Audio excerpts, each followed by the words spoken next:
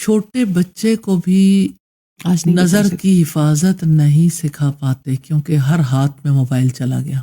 جی بالکل. بچوں کے پاس بھی مائیں جو ہے وہ ان کو مصروف کرنا چاہتی ہیں. بہت زیادہ مسکنسیپشن ہے کہ بچوں کے پاس اگر گیجٹ چلے گی تو بچے بہت ذہین بن جائیں گے.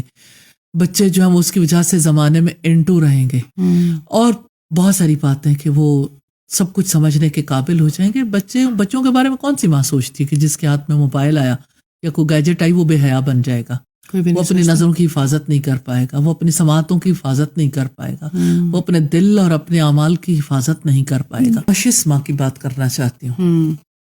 وہ کہتی کہ میرے بچے کو جو پانی جس میں اس کا ملک پریپیئر ہوگا, نارملی تو ایسا ہی ہوتا ہے, چاہے مدر فیڈ بھی لے رہے ہیں تو بچوں کو آپ دودھ دوسرا یوز کروا رہے تو اس کی جو باٹل ہے وہ اسٹرلائز ہو, اس کا جو پانی ہے وہ یعنی منرل واٹر ہو اور اس کے ساتھ پھر اسے بوائل کیا جائے اور پھر یعنی اسے پلایا جائے تو کوئی ہینڈ سینیٹائز ہوں اور بچے کو جو ہے وہ کسی طریقے سے جراثیموں سے بچایا جائے اور انوائرمنٹل ہائیجین.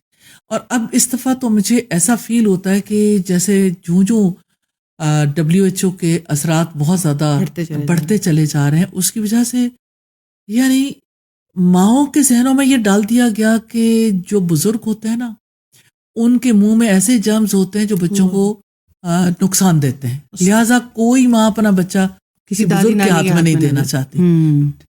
پھر اسی طرح سے جیسے یعنی جو ماں اتنی کانشیس ہے کہ بچے کی ہر چیز پورے طریقے سے جرمز فری ہو رہی ہے, یعنی کہ اسپرچل ہائیجین کا خیال ہی نہیں رکھ رہی. میں یہی بات کرنا چاہتی ہوں کہ آپ اس کے فزیکل باڈی کی ہیلتھ کے لیے تو اتنے کوشش کر رہے ہیں کہ اور اتنے پیرامیٹرز لے رہے ہیں, اتنے پیرامیٹر, اور آپ اس کی آنکھوں سے اس کے کانوں سے جو کچھ اس کے اندر جا رہا ہے اس کے بارے میں آپ کو فکر ہی نہیں ہے. اور آپ یہ دیکھیں کہ جو وہ اپنی آنکھوں سے دیکھے گا اور جو کچھ اس کے اندر جائے گا, سوچیں کانٹینیوسلی اس کے اندر کیا چیز ہے جو سٹور ہو رہی ہے.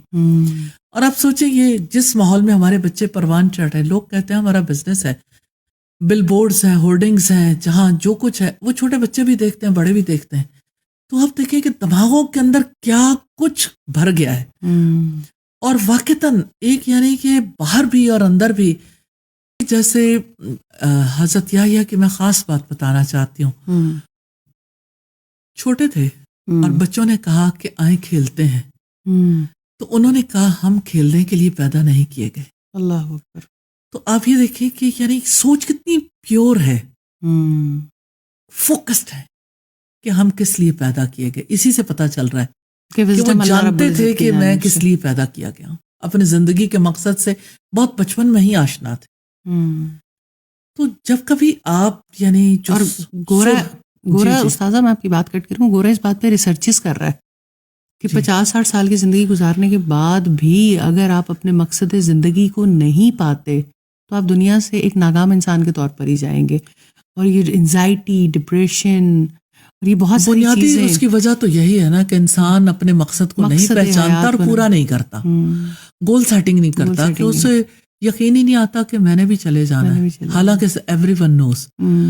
اور اگر ایک ماں اور باپ اپنے بچے کو اس حیثیت سے دیکھتے ہیں کہ یہ یہاں جس ہوم لینڈ میں ہم رہتے ہیں, اپنے گھر میں اور زمین پر جہاں پہ وہ رہ رہا ہے, یہ اس کا اصل گھر نہیں ہے, اس نے لوٹ جانا ہے دوسرے جہان میں, تو یعنی ان کی تربیت کا انداز بھی فرق ہو جاتا. اب آپ دیکھیں کہ اس بچے, اور پھر آپ دیکھیں کہ اس بچے کو کس حالت میں چھوڑ کے چلے جائیں گے کہ وہ یعنی اللہ سبحانہ تعالیٰ نے تو اسے صالح فطرت پر پیدا کیا, لیکن ایک گاربیج کی طرح ہی زمانے کی طرف لوٹا کر چلے جاؤ گے نا, کہ اللہ تعالیٰ نے تو اسے اچھے انداز میں آپ کو دیا تھا, لیکن آپ نے اسے کیا بنا کے دیا. رسول اللہ نے فرمایا کہ ہر بچہ دین فطرت پر پیدا ہوتا ہے, یہ اس کے ماں باپ ہیں جو اسے یہودی, عیسائی یا مجوسی بنا دیتے ہیں. تو یہ ماں باپ تھے, اچھے ماں باپ, جن کے لیے اللہ سبحانہ تعالیٰ نے آسانی کر دی کہ ان کے بچے کو سرکش اور نافرمان نہیں بنایا, کیونکہ اسے فرمان کا پتہ تھا, اس کی گول سیٹنگ تھی. خذ الکتاب بقوہ, کتاب کو مضبوطی سے پکڑ لو. یہ کتاب ہی تو ہمارے بچے کے ہاتھ میں نہیں ہے.